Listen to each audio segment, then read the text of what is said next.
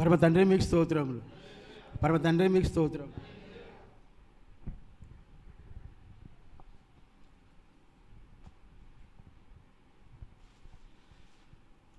So బైబిల్లో మరి కొన్ని నంబర్స్ గురించి ఇదివరకు మనము చాలాసార్లు ధ్యానించుకున్నాం. మరి మొన్ననే రీసెంట్గా జనార్దన్ బ్రదర్ కూడా మరి 40 అనే అంశం మీద మరి ప్రసంగించి ఉన్నారు. అయితే మనము బాల్యదశంలో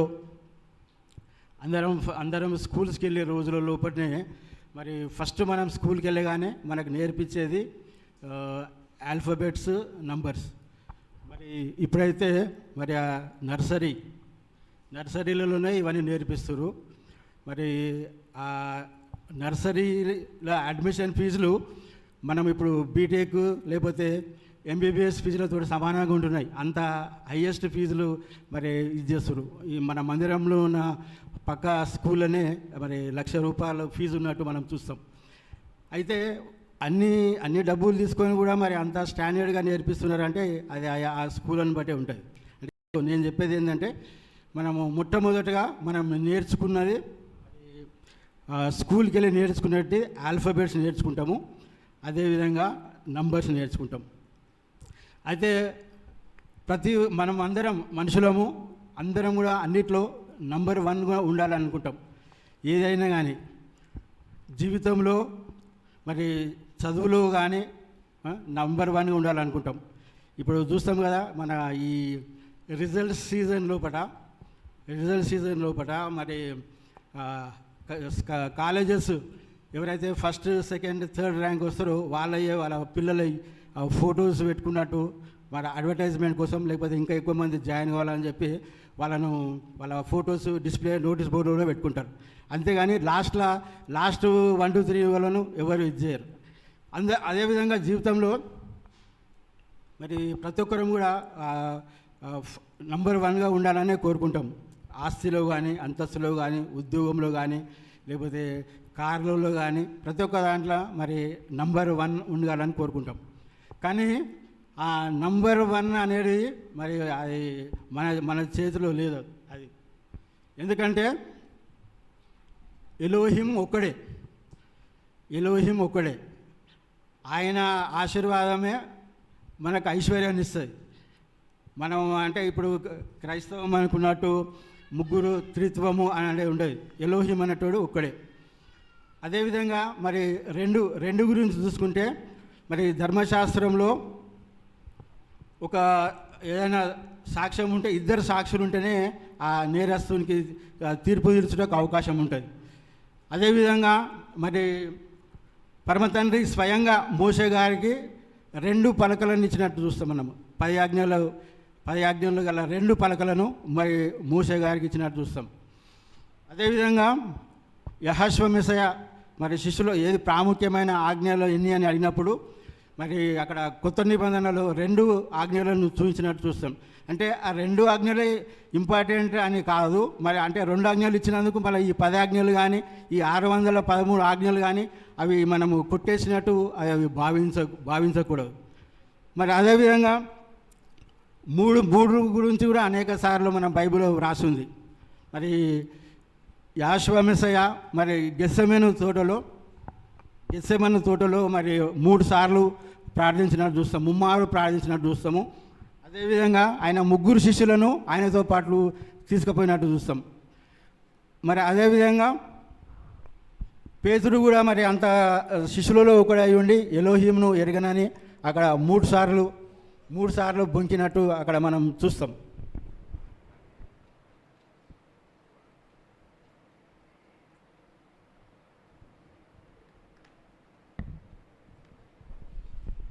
ఈ వారమంతా మనము ఆ మ్రాను గురించే ధ్యానించుకున్నాం. మ్రానులో మెస్సయ్య గారితో పాటు 2 దొంగలు కూడా వేలాబడినట్టు చూస్తాం. అంటే మొత్తం మీదుగా ఆ మ్రానులో 3 ఉన్నట్టుగా మనం చూస్తాం. సో ఈ విధంగా ఈ 3 గురించి రాయబడి ఉంది. అదేవిధంగా 4 గురించి చూసుకుంటే 4 దిక్కులు, ఈస్ట్, వెస్ట్, నార్త్, సౌత్, ఈ 4 దిక్కులు అక్కడ ఉన్నట్టు మనం చూస్తాం. 5 గురించి చూసుకుంటే మరి 5 రొట్టెలు 2 చేపలు పరమ తండ్రి 5,000 మందికి ఆహారాన్ని పంచినట్టు చూస్తాం. అదేవిధంగా 6 గురించి చూసుకుంటే మానవుడు 6వ రోజు నిర్మితమైండు, పరమతండ్రి చేత 6వ రోజు నిర్మితమైన సర్వశక్తునిచే సృష్టించబడ్డట్టు మనం చూస్తాం.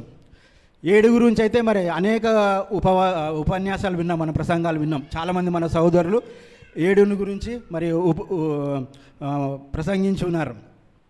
7 ఆత్మలు, 7 బూరలు, 7 నక్షత్రాలు, 7 రోజులు, 7 వారాలు, ఈ విధంగా మరి ఎంతో ప్రాముఖ్యత గల నంబర్ అది ఒక 7. సో ఈరోజు నేను సెలెక్ట్ చేసుకున్న టాపిక్ ఏంటంటే 12 number significance of 12 in the Bible. ఈరోజు నా topic significance of 12 in the Bible.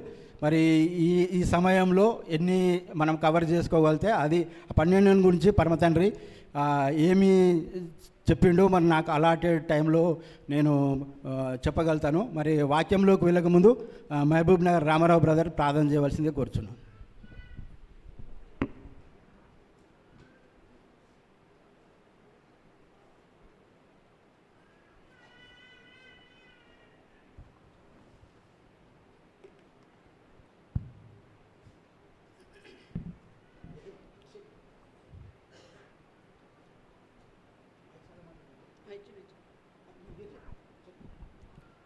స్తోత్రం స్తోత్రం స్తోత్రం స్తోత్రం స్తోత్రం స్తోత్రం స్తోత్రం.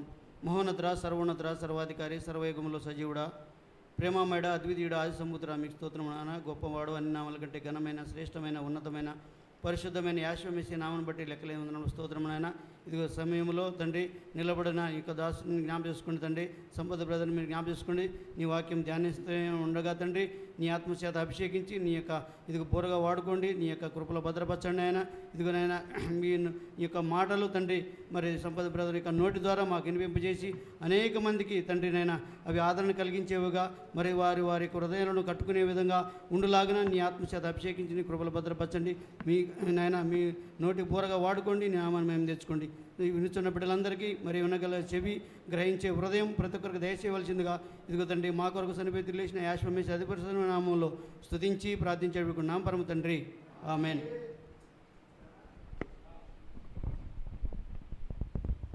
సో మనందరికీ తెలుసు మరి యాకోబుకు మరి 12 కుమారులు ఉన్నట్టు మనందరికీ తెలుసు. యాకోబుకు 12 మంది కుమారులు. ఆదికాండము 35:23 సలోమి చదవం.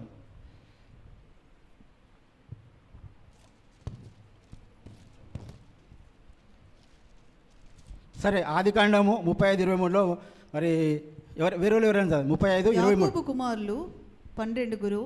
యాకోబు జ్యేష్ఠ కుమారుడు రూబేను, షిమ్యోను, లేవి, యూదా, ఇశ్శాకారు, జెబులూను, వీరు లేయా కుమారులు. రాహేలు కుమారులు యోసేపు, బెన్యామి. రాహేలు దాసి అయిన బిల్హా కుమారులు దాను, నఫ్తాలి. లేయా దాసి అయిన జిల్ఫా కుమారులు గాదు, ఆషేరు. వీరు పద్దనరాములో యాకోబునకు పుట్టిన కుమారులు. సో ఈ యాకోబు కుమారులు 12 మంది. వీళ్ళ మీదనే అక్కడ 12 గోత్రాలు ఏర్పడినట్టు మనం చూస్తాం. ఈ 12 గోత్రాలకు మరి ఇక్కడ చాలా ప్రాముఖ్యం ఉంది. మరి ఎవరైతే ఈ యాజకులు ఎవరైతే మరి ఇశ్రాయేలులకు బోధిస్తారో వాళ్ళు ఆ ఏఫోదు అనే వస్త్రాన్ని ధరిస్తారు. ఆ ఏఫోదు మీద ఈ 12 గోత్రాల పేర్లు కలిగిన ఒక బ్రేస్లెట్ అక్కడ వాళ్ళ ఈ 12 రత్నాలు కలిగిన రాళ్ళు కలిగిన ఒక ఏఫోదును ఇక్కడ ఈ యాజకులు ఆ రోజులలో మరి అక్కడ ధరించేవాళ్ళు. మరి అదేవిధంగా పరమతండ్రి 12 ఈ ప్రత్యక్ష గుడారంలో గోధుమ పిండితో చేసిన భక్ష్యాలను అక్కడ ప్రత్యక్ష గుడారంలో అక్కడ ఉంచుమని అక్కడ మోషకు ఆజ్ఞాపించినట్టు మనం చూస్తాం. మరి అదేవిధంగా మరి ప్రత్యక్ష గుడారము ప్రారంభోత్సవంలో మరి ఇజ్రాయేలీలు 12,000 గొర్రెలను మేకలను అక్కడ వధించి ఆ ప్రారంభోత్సవంలో అక్కడ జరిపినట్టు చూస్తాం. మరి అదేవిధంగా కూడా అబ్రహాము కుమారుడైన ఇష్మాయేలు కూడా 12 మంది రాజులు ఆయనకు సంతానము అనుగ్రహించినట్టు అక్కడ పరమతండ్రి చూస్తాం. మరి ఈ విధంగా బైబిల్లో ఈ 12 అనే దానికి మరి చాలా ప్రిఫరెన్స్ ఉంది. మరి మొన్న జనార్దన్ బ్రదర్ గారు ఈ 40 రోజులు టాపిక్ లోపట ఈ పరమతండ్రి ఆజ్ఞాపించినట్టు ఆయన 12 మంది వేగుల వారిని ఒక గోత్రానికి ఒక్కరికి చొప్పున ఒక్కరిని చొప్పున 12 మంది వేగుల వారిని కనాను దేశంకు పంపుతాడనమాట. అందులో ఈ యెహోషువ కాలేబు అనే ఇద్దరు కూడా ఉంటారు. అంటే ఇప్పుడు బ్రదర్ చెప్పింది ఏంటంటే వాళ్ళు 40 రోజులలో ప్రయాణించినదాల్సిన పరమతండ్రికి అవిధేయత ఉన్నందుకు మరి ఆ కనాను చేరడానికి 40 years పట్టిందనే ఆ టాపిక్ లోపట జనార్దన్ బ్రదర్ మరి ఆ విధంగా చెప్పాడు. కానీ మరి నేను ఇక్కడ నా టాపిక్ ఈరోజు 12 కాబట్టి ఆ 12 యూదా గోత్రం ప్రతి ఒక్క గోత్రంలో నుంచి ఒక్కొక్క మనిషిని ప్రాముఖ్యుని మరి అక్కడ వేగు చూడడానికి అక్కడ పంపించినట్టు మనం చూస్తాం. అంటే పరమతండ్రి ఆజ్ఞ ప్రకారం మోసే వాళ్ళకి ఏం చెప్పిండంటే మీరు కనాన్ దేశంలోకి వెళ్ళి మరి ఆ దేశం ఎట్టిదో చూడండి, ఆ పట్టణం ఎటువంటిదో చూడండి, అక్కడ ప్రజలు ఏ విధంగా ఉన్నారో చూడండి, వాళ్ళ పంటలు ఏ విధంగా ఉన్నాయో చూడండి, వారు కోటలలో ఉన్నారా మరి గుడారాలలో నివసిస్తున్నారా, వాళ్ళ బలాన్ని అంటే అనలైజ్ చేసుకొని మరి అక్కడ నాకు 40 రోజులు మీరు చూసి నాకు ఏదో ఒకటి ఇక్కడ మరి తెలుపగలరని మరి చెప్పినప్పుడు మరి వాళ్ళందరూ అదేవిధంగా మరి 40 రోజులు మరి అక్కడ వేగు చూడడానికి వెళ్తారు. 40 రోజులు వేగు చూసిన తర్వాత మరి వాళ్ళు తిరిగి వచ్చి మరి ఇజ్రాయేలు సమాజం ఎదుట మరి వాళ్ళు తప్పుడు రిపోర్ట్ ఇస్తారు. అంటే అక్కడ ఆ మనుషులను చూసి వాళ్ళు భయపడతారు. వాళ్ళ ఆకారాలు చాలా భయంకరంగా ఉంటాయి, వాళ్ళ పర్సనాలిటీ చాలా భయంకరంగా ఉంటాయి. అయితే 10 మంది మరి వాళ్ళు ఏమని చెప్తారంటే మనము వీళ్ళను జయించలేము, మన శత్రువులను జయించడం చాలా కష్టము, వాళ్ళ ముందట మనం అసలు మిడతల వల్లే కనిపిస్తున్నాము, మరి ఇది అసాధ్యం అని చెప్తారు. అంటే అంతకుముందే పరమతండ్రి చేత మరి వాళ్ళు ఎన్నో అద్భుత కార్యాలు ఆశ్చర్య కార్యాలు చూసినప్పటికీ మరి అక్కడ వాళ్ళు ఆ విధంగా చెప్పినట్టు చూస్తాం. అయితే మరి వీళ్ళు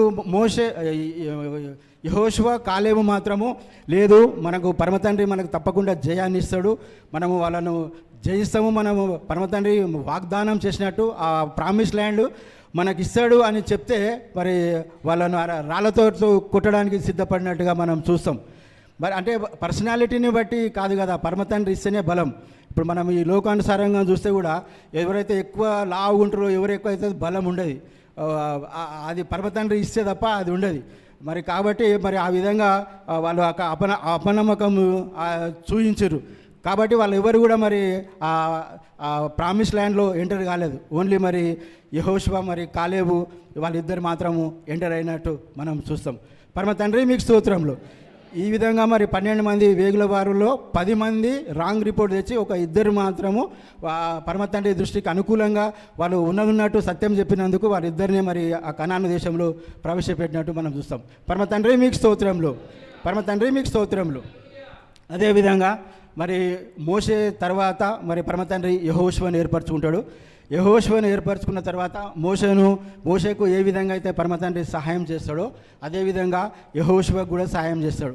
మరి ఆ కనాను చేరే క్రమంలో మరి ఒకానొక రోజు యెహోషువకి ఏం చెప్తాడంటే నువ్వు ఇజ్రాయేలు సమాజంకంతా ఆజ్ఞాపించు, ఒక మందసంను మీరు యాజకులు ముందు తీసుకొని పోతే తర్వాత ప్రజలు ఆ యోర్దాన్ నదిలో వెళ్ళాలి, అందరూ ప్రజలను మరి పవిత్రపరచుకోమని చెప్పినప్పుడు మరి యెహోషువ అదేవిధంగా ప్రజలకు ఆజ్ఞాపించినాక యాజకులు ముందట ఉంటారు, ఆ మందసం మోసుకొని పోతుంటారు. మరి మనకు మోసే కాలంలో చేసిన గొప్ప అద్భుతం మన అందరు తెలుసు, ఎర్ర సముద్రము 2 పాయలుగా చీలిపోవడం. అది గొప్ప అద్భుతము, అది బిగ్గెస్ట్ వండర్ అది అసలు. ఎందుకంటే ఇక్కడ ముందట సముద్రం ఉంటుంది, వెనుకల శత్రువులు ఉంటారు, అయినా పరమతండ్రి మరి ఆ ఎర్ర సముద్రాన్ని 2 పాయలుగా చేసి ఆరిన నేలను వాళ్ళందరినీ నడిపిస్తాడు. మరి ఆ తర్వాత మరి జరిగిన ఈ గొప్ప కార్యం కూడా ఇదే అనమాట. ఎప్పుడైతే మరి ఆ యాజకులు ఆ మందసాన్ని మోసుకొని యోర్దాను నదికి వస్తారో ఆ యాజకుల కాళ్ళు ఆ యోర్దాను నదిలో పడగానే ఆ యోర్దాను నది రివర్స్గా పారడం ఆరంభమవుతుంది. రివర్స్ ఆగిపోతాయి, నీళ్ళన్నీ ఆగిపోతాయి, ఏకరాశిగా నిలిచిపోతాయి మొత్తం.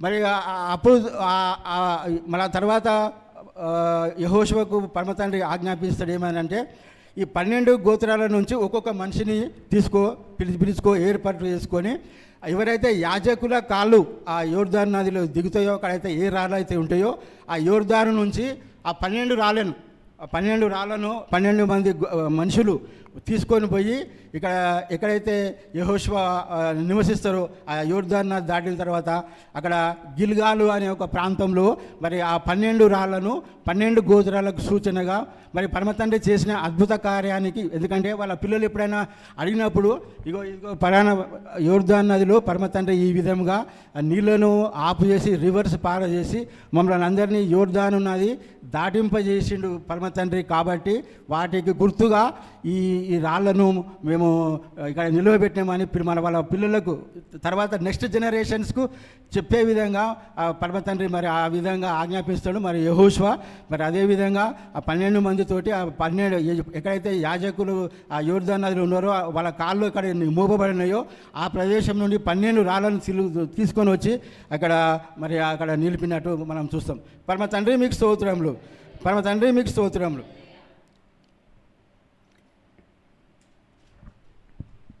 తర్వాత గొప్ప అద్భుతము మరి మనందరికీ తెలుసు ఏలియా ప్రవక్త.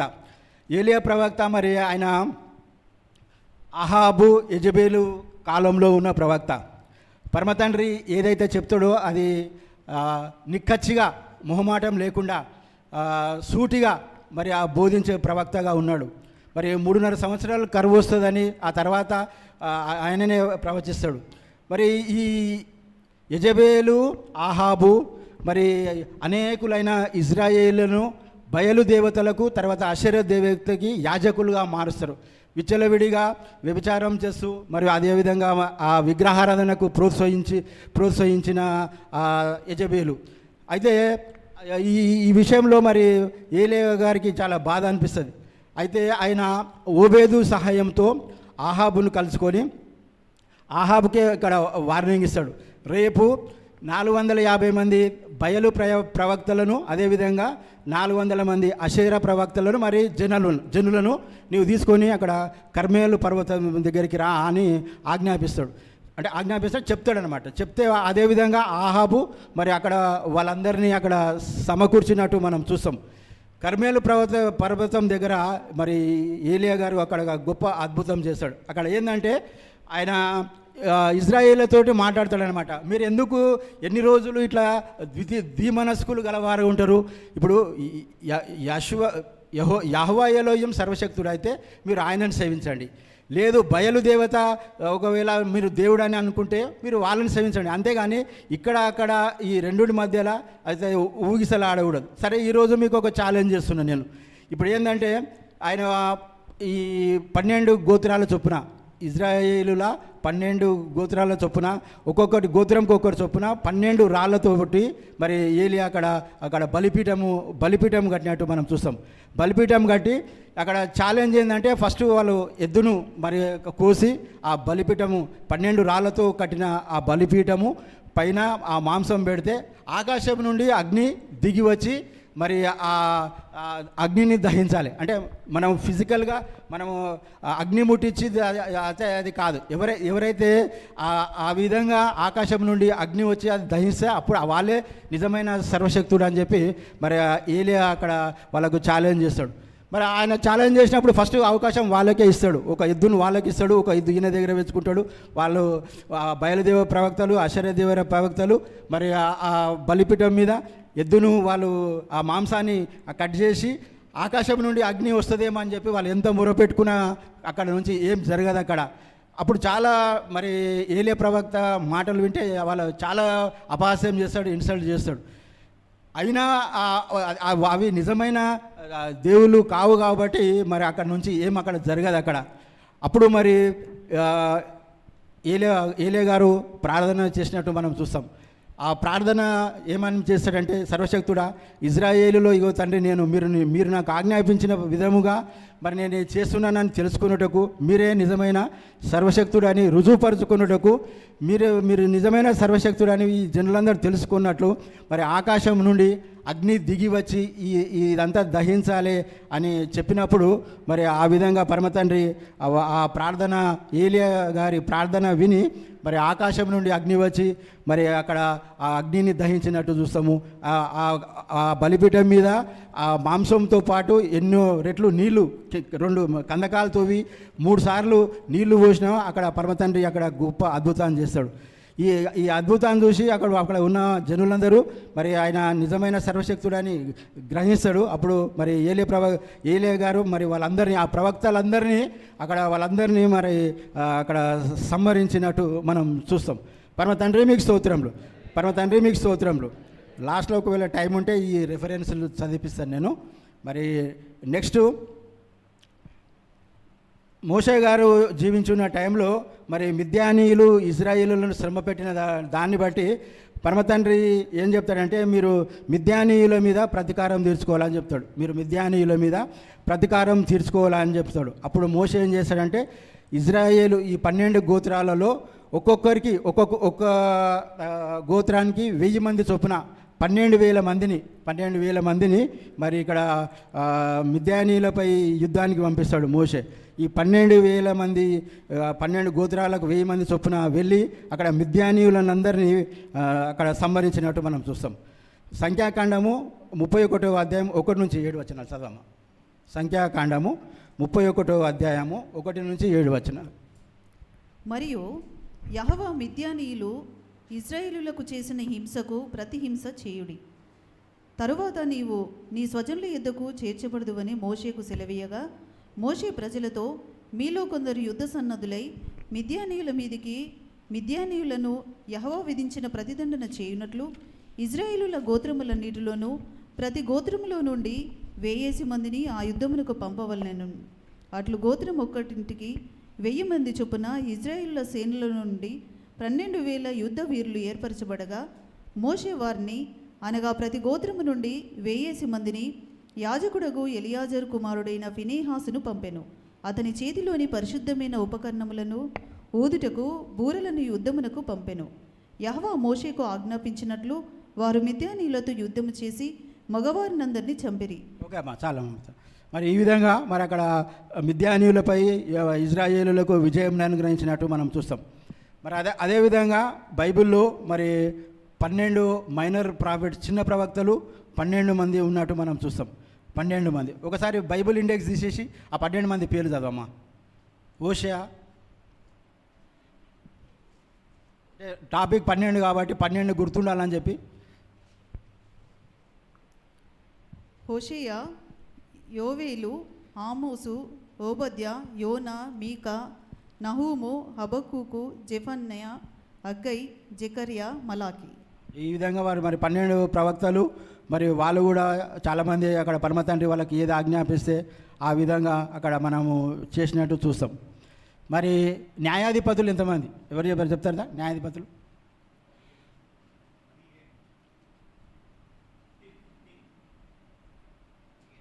12.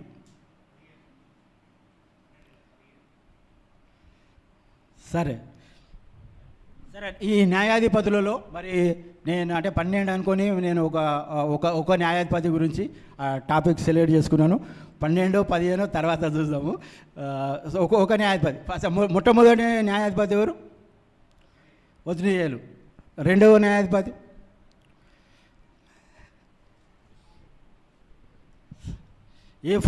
ఏఫోదు అనే ఆయన ఒక శత్రురాజును సంహరించి మరి అక్కడ ఇజ్రాయేళ్లకు విజయాన్ని అనుగ్రహిస్తాడు. దాన్ని బట్టి మరి అప్పుడు దేశము ఇజ్రాయేలుల దేశం 40 సంవత్సరాలు నెమ్మదిగా శాంతియుతంగా ఎటువంటి యుద్ధాలు జరగకుండా అక్కడ ఉన్నట్టు మనం చూస్తాం. మళ్ళీ కొన్ని రోజులు అయిన తర్వాత మళ్ళీ అదేవిధంగా మరి ఇజ్రాయేలులు మళ్ళీ పాపంలో పడతారు. మళ్ళీ పరమతండ్రి ఆజ్ఞలను పాటించకుండా మళ్ళీ విగ్రహారాధనలో ఉన్నప్పుడు మళ్ళీ వాళ్ళను శత్రు రాజు అయిన మోయాబు రాజు అయిన ఒగ్లేను అనే రాజుకు అప్పచెప్తాడు. మోయాబు రాజు అయిన ఒగ్లేను అనే రాజుకు పరమతండ్రి ఇజ్రాయేలును అప్పచెప్తాడు. ఆయన మరి 18 సంవత్సరాలు ఇజ్రాయేలులను బానిసలుగా ఉంచినట్టు చూస్తాం.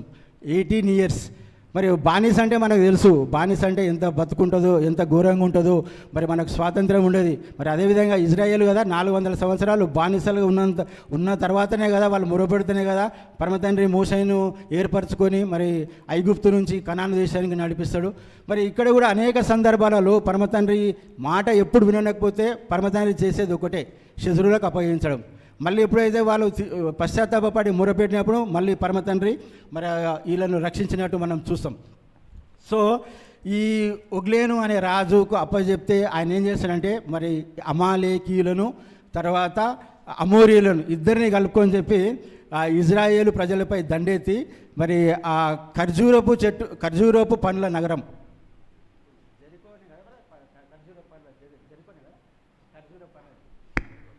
మొన్న మేము ఇజ్రాయెల్కు వెళ్ళినప్పుడు చూసినాము జెరికో సిటీ. అక్కడంతా ఖర్జూరపు చెట్లు, చాలా మళ్ళీ ఖర్జూరపు పండ్లు, షాప్స్లో లోపల కూడా ఆ ఖర్జూరపు పండ్లు చాలా మంచి కాస్ట్లీ పండ్లు అక్కడ అమ్ముతారు. వాళ్ళకి మెయిన్ అది వ్యాపారం అదే. అంటే ఈ విధంగా మరి వాళ్ళ ఇజ్రాయేళ్లను కుల్లగొట్టి ఆ ఖర్జూరపు పండ్ల నగరాన్ని ఆక్రమించుకొని అనేక విధాలుగా బాధ పెడతాడు. ఎవరు? మోయాబు రాజు అయిన ఎగ్లోను. ఇదేంటంటే మళ్ళీ ఇజ్రాయేలులకు కప్పం కట్టాలి. కప్పం అంటే తెలుసు కదా, ట్యాక్స్. మనము పంట పండించుకున్నప్పుడు ఆ పంటల ఎంత అవుతుందో ఆయన ఏం చేయడు, పంట అయిన సమయానికి వాళ్ళ రాజుకు ఆ ట్యాక్స్ వెళ్ళిపోవాలి. అంటే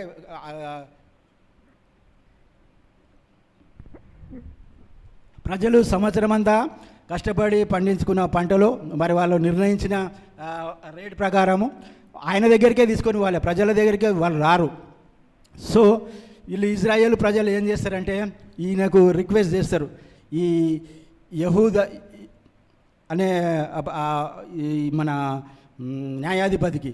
అప్పుడు ఆయన ఆ న్యాయాధిపతి ఏం చేస్తాడంటే ఈ ప్రజలు చెల్లించిన ఈ కఫాన్ని మొత్తము ధాన్యం ఉంటుంది కదా ఎక్కువ, అవన్నింటినీ ఇట్లా ఆ రాజు దగ్గర తీసుకుపోతాడు. మోయాబు రాజు అయిన ఎగ్లోన్ దగ్గర తీసుకుపోయి ప్రజలు ఇజ్రాయేలీలు చెల్లించిన ఆ మొత్తము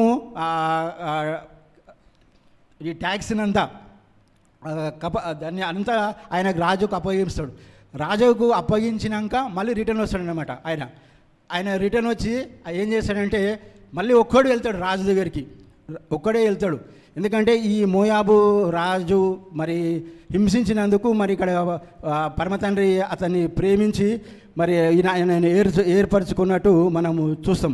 ఆయన ఏం చేశాడంటే ఆయన వస్త్రాల లోపట తుడి ఇక్కడ రైట్ హ్యాండ్ తొడ దగ్గర ఒక 2 మూరల కత్తి ఆయన ఇక్కడ తొడల దగ్గర దాచిపెట్టుకొని తిరిగి ఒక్కడే వెళ్తాడు, రాజు దగ్గరికి వెళ్తాడు. ఆ రాజు దగ్గరికి వెళ్ళి రాజుతో అంటాడు, నేను సర్వశక్తుని మాట ఒకటి నీకు రహస్యంగా చెప్పాలంటాడు. సర్వశక్తుని మాట నేను ఒకటి మీకు రహస్యంగా చెప్పాలంటే అక్కడ ఆ రాజు ఏం చేస్తాడంటే ఆయన చల్లని గదిలో కూర్చుంటాడు, ఏసీ గదిలో కూర్చుంటాడు.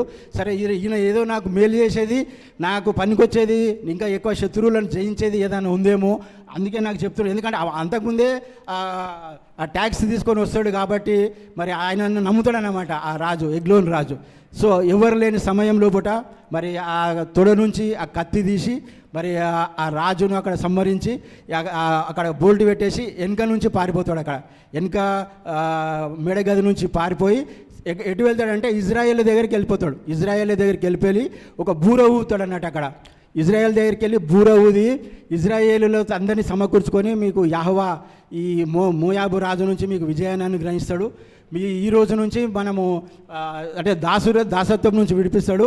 అయితే మనం చేయవలసిన పని ఇంకేముంది, మోయాబు శత్రువులు ఒక 10 మంది ఉన్నారు, వాళ్ళందరినీ మనము సంహరించాలని చెప్పి మరి అక్కడ ఆ రాజు అక్కడ చెప్తాడు.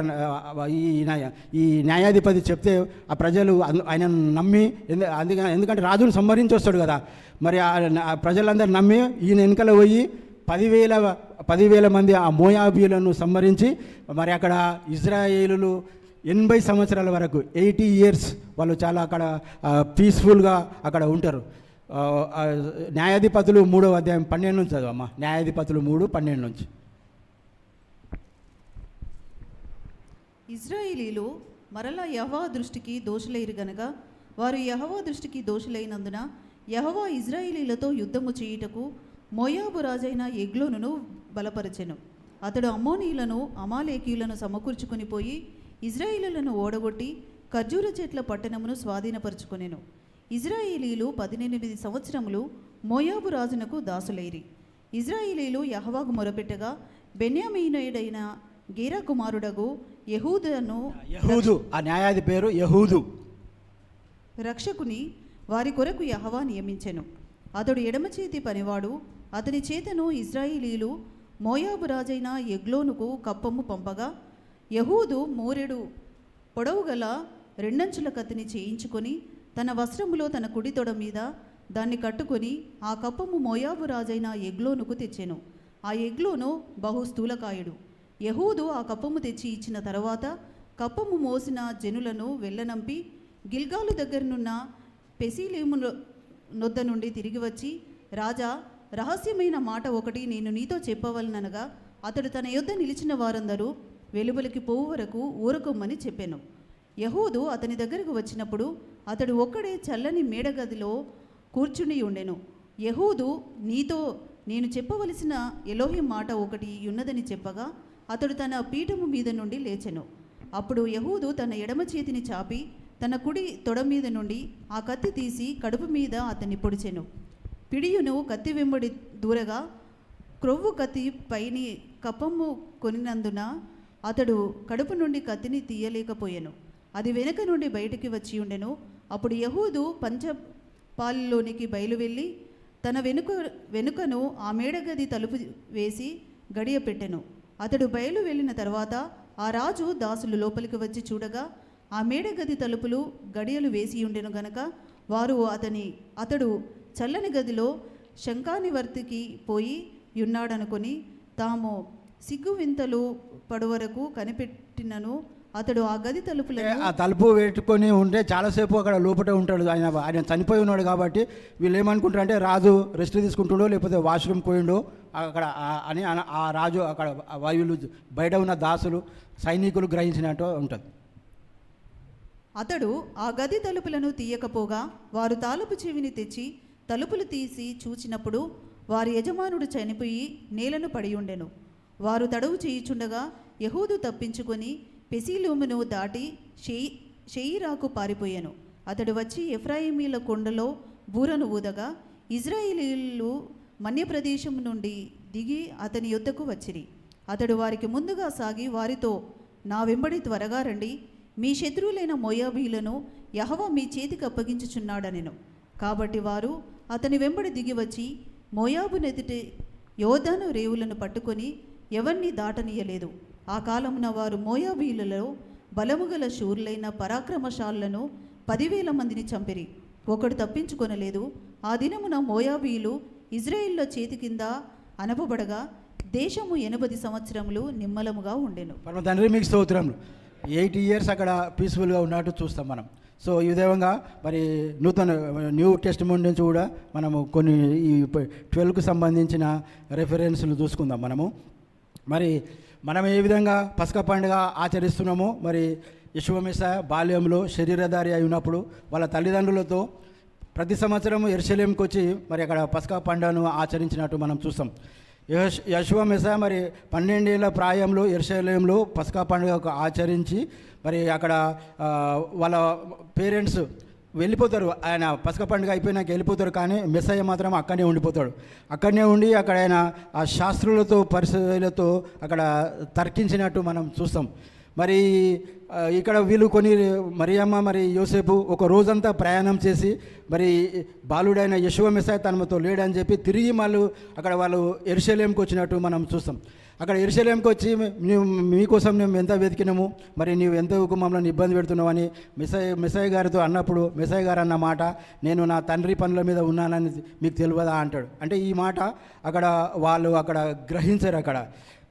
సో ఆ విధంగా మరి యెషూవ మెస్సయ్య 12 ఏళ్ల ప్రాయంలో యెరూషలేములో మరి ఆ శాస్త్రులతో పరిసయ్యులతో అక్కడ చూపడతాను అని చెప్పి ఆమె తలంచి మరి ముందుకు రాక మరి ఆ జనాలలోనే అక్కడ యెషూవ మెస్సయ్య రక్తాన్ని ముట్టి ఆ వస్త్రాన్ని టచ్ చేసి అక్కడ మరి ఈ స్వస్థత 12 ఏళ్ళ రక్తస్రావం బ్లీడింగ్ నుంచి అక్కడ స్వస్థ పొందినట్టుగా మనం చూస్తాం. పరమ తండ్రి మీకు స్తోత్రములు. మరి అదేవిధంగా యెషూవ మెస్సీయ వారు ఇక్కడ భూలోకంలో ఉన్నప్పుడు మరి అనేక అద్భుత కార్యాలు, ఆశ్చర్య కార్యాలు చేస్తున్న సమయంలో పూట 5 రొట్టెలు 2 చేపలు పంచినది మన అందరికీ తెలుసు. సో 5 రొట్టెలు 2 చేపలు పంచినాక ఆ మిగిలిన ఎన్ని గంపలు మిగులుతాయి అక్కడ రొట్టెలు? 12 గంపలు అక్కడ ఎత్తినట్టు మనం చూస్తాం. సో మరి యెషూవ మెస్సీయ గారు ఈ భూలోకం మీద ఉన్నప్పుడు 12 మంది శిష్యులను ఏర్పరచుకున్నట్టు మనం చూస్తాం. ఆ శిష్యుల ద్వారానే వాళ్ళ శిష్యుల ముందు మరి ఆయన అనేక అద్భుత కార్యాలు, ఆశ్చర్య కార్యాలు చేస్తాడు. వాళ్ళ ద్వారా వాళ్ళ పరవరకు మర్మాలన్నీ ఆ శిష్యులకు తెలియజేస్తాడు. మరి ఎందుకంటే వాళ్ళని ఏర్పరచుకున్నది మరి ఆ సువార్తను చాటించడానికి. తనకు తెలుసు ఎక్కువ రోజులు తను ఉండడు, తను పస్కా బలిపశువుగా అర్పింపబడాలి, మరి తిరిగి ఆరోహణమై వెళ్ళిపోవాలి. మరి కాబట్టి తన తదనంతరం ఆఫ్టర్ మెస్సయ్య ఈ పరిచర్య జరిగించవలసింది ఆ శిష్యులే. కాబట్టి అక్కడ 12 అనేది ఈ సింబాలిక్ లాంగ్వేజ్. మనం ఏ విధంగా అయితే 7 పర్ఫెక్ట్ నెంబర్ అని ఏ విధంగా మనం భావిస్తున్నామో అదేవిధంగా మరి 12 నెంబర్ కూడా అక్కడ సింబాలిక్గా ఉన్నట్టు మనం చూస్తాం. మరి ఎందుకంటే 12 మంది శిష్యులు ఆయన ఏర్పరచుకొని మరి వాళ్ళందరికీ మరి ఆయన తరబునిచ్చి మరి వాళ్ళ ముందే మరి తనకు తోడుగా మరి పరిచర్య 3.5 సంవత్సరాలు పరిచర్య చేసినట్టు మనం చూస్తాం. సో ఈ పస్కా పండుగలనే ఒక శిష్యుడు తన 12 మంది శిష్యులనే ఇస్కారియోతు యూదా మరి ఆయనను మోసం చేసి మరి కేవలం 30 వెండి నాణేల కోసము మెస్సయ్యను అప్పగించినట్టు మనం చూస్తాం. మెస్సయ్యను అప్పగిస్తాడు, మెస్సయ్యను మ్రాను వేసిన తర్వాత అప్పుడు ఆయన పశ్చాత్తాపడతాడు. నేను ఈ నిరపరాధి రక్తాన్ని చిందించడానికి నేనే కారణం అని చెప్పి ఆ 30 వెండి నాణేలు తీసుకొని మళ్ళీ అక్కడ యెరూషలేం దేవాలయంలో పడేసినట్టు చూస్తాం. సో మరి ఈ 11 మంది శిష్యులు కదా, 11 మంది శిష్యులు ఉన్నప్పుడు మరి ఆ 12th పోస్ట్, ఆ 12 ఈ ఇస్కారియోతు చనిపోయిన పోస్ట్ను పరమ తండ్రి ఎందుకు ఫిలప్ చేశాడు అంటే 12 ఏదైనా అక్కడ ఇంపార్టెన్స్ ఉన్నదాన్ని బట్టే మరి అక్కడ పరమ తండ్రి మళ్ళీ తిరిగి ఇంకొక ఆయనను మరి అరియమత్తయ్య చీటి ద్వారా మరి ఆయనను మత్తయ్యని ఇక్కడ 12వ శిష్యునిగా అక్కడ సెలెక్ట్ చేసుకున్నట్టు మనం చూస్తాం. అంటే ఇస్కారియోతు చేయరాని తప్పు చేసి మరి ఆ ధన్యతను కోల్పోయినప్పుడు మరి అదేవిధంగా అటనే ఆ వేకెన్సీ ఉంచకుండా అక్కడ 12 మళ్ళీ ఇంకొక శిష్యుని భర్తీ చేసుకోవడానికి కారణం ఏంటంటే మరి ఇజ్రాయేలీల 12 గోత్రాలు మరి అదేవిధంగా ఈ నూతన యెరూషలేములో మనం ఇప్పుడు చూస్తాము. ఆ ప్రకటన గ్రంథంలో రాయించిన విధంగా మరి ప్రకటన గ్రంథంలో కూడా మరి ఈ 12 గురించిన అక్కడ చాలా ఉంటాయి. మరి ఈ యోహాను దర్శనంలో చూసిన విధంగా మరి పెండ్లి కుమారునికై అలంకరించబడిన వధువులాగా మరి ఆ నూతన యెరూషలేము అక్కడ ఈ భూలోకానికి అరుదించినట్టు చూస్తాము. అందులో మనము ఎవరైతే మరి యెషూవ మెస్సయ్య కొరకు మరి మన జీవ గ్రంథాల్లో మన పేర్లు ఉంటాయో మరి అందులో మనం కూడా ప్రవేశిస్తాము. ఆ యెరూషలేముకు ఏదైతే ఉంటుందో దానికి 12 గుమ్మాలు ఉంటాయి. ఆ 12కు ఇప్పుడు ఏదైతే ఒక్కొక్క గుమ్మం దగ్గర ఎవరైతే వాచ్మెన్ అట్లా ఉంటారో అక్కడ 12 దూతలు ఆ 12 గుమ్మాలకు అక్కడ కావలిగా పరమ తండ్రి ఉంచుతాడు. మరి అదేవిధంగా నూతన యెరూషలేం పట్టణానికి 12 పునాదులు ఈ 12 గుమ్మాముల మీద ఇజ్రాయేళ్ల 12 గోత్రాల వారి పేర్లు ఉంటాయి. మరి అదేవిధంగా ఈ 12 పునాదుల మీద మరి ఆ పరమ తండ్రి ఆ శిష్యుల పేర్లు 12 మంది శిష్యుల పేర్లు ఆ నూతన యెరూషలేం దాని మీద అక్కడ ఉన్నట్టు చూస్తాం. బహుశా అంటే యాజ్ పర్ మై నాలెడ్జ్ నేనేమనుకుంటున్నానంటే మరి ఈ విధంగా ముందే పరమ తండ్రి అక్కడ రాయించి పెట్టిండు కాబట్టి మరి ఆ 12th డిసైపుల్ పోస్టు అక్కడ వేకెంట్ ఉంచకుండా మరి ఇంకొక శిష్యుని ద్వారా అక్కడ పరమ తండ్రి ఫిల్ చేసుకున్నట్టు చూస్తాం. పరమ తండ్రి మీకు స్తోత్రములు. పరమ తండ్రి మీకు స్తోత్రములు.